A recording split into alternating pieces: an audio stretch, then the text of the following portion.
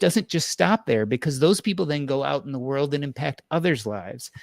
A perfect example of this, and it's an example that's going to be in my new book, is when I was a little kid, I had a learning disability, and we moved from one place in middle school to another place in high school, and I had almost no friends, right? I was geeky. I just had trouble building a friend group, etc. But I loved baseball, and I loved baseball cards.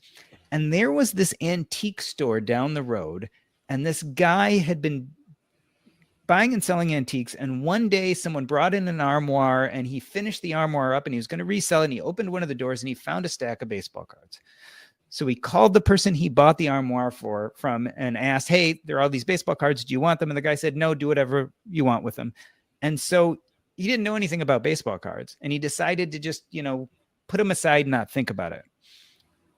Well, one day a woman walks in with her, bratty teenagers tend to be. And the teenager sees the stack of baseball cards sitting on the display case, and he says, how much for the baseball cards? And the owner says, I don't know, $10. So kid takes out $10, goes here. And then, as teenagers tend to do, he took the cards, spread them out, and he said, this one's worth $10, that one's worth $20, this one's worth $5, and show the guy how basically, he got a great deal on these baseball cards. The guy who owned that store was enthralled. He was like, oh, this is amazing. And decided that he liked this, that he liked baseball cards. He used to play baseball when he was younger. He hurt his knee. He was never able to play in college or go on any further. And he hired the bratty teenager right there and then. And he started buying and selling baseball cards because he loved them. He didn't think he was going to make a huge profit or anything. He was amazed by this. This to him was little p purpose. He just loved it.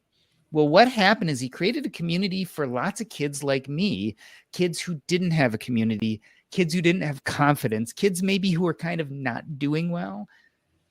And this group of kids became my community. And a lot of us left. This guy who owned the store became our mentor. And a lot of us left those few years when we were teenagers and went out in the world with a new sense of confidence. And so some of us, like me, became doctors. Other people became lawyers and accountants. We eventually got married, had our own kids. But the confidence that was instilled by that community for a lot of us outcasts probably changed our lives and probably changed the way we became parents. And we probably took our kids and went and bought them baseball cards and taught them about the joy of collecting.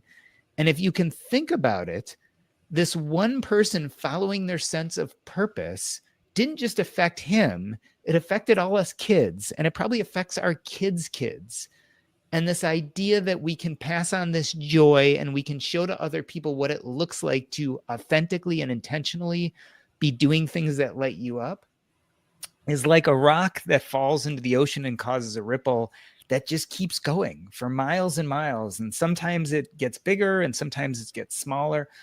But that's what purpose does for us. It actually causes legacy. And I think people forget that by doing things like to bring it back to you, by having this intentional purpose that you have, when you concentrate on doing things you love and bring other people into your life and they become part of your community and you help one or two of them, that's like the beginning of that ripple. And years later, generations later, the effects still can be prominent. And that's what's kind of beautiful about this whole idea of pursuing purpose, as opposed to being anxiety provoking when we set these kind of goals that we think, oh, that's a great goal to set because it sounds amazing and outsized and wonderful. But a lot of times, actually, it takes us away from that happiness we're searching for.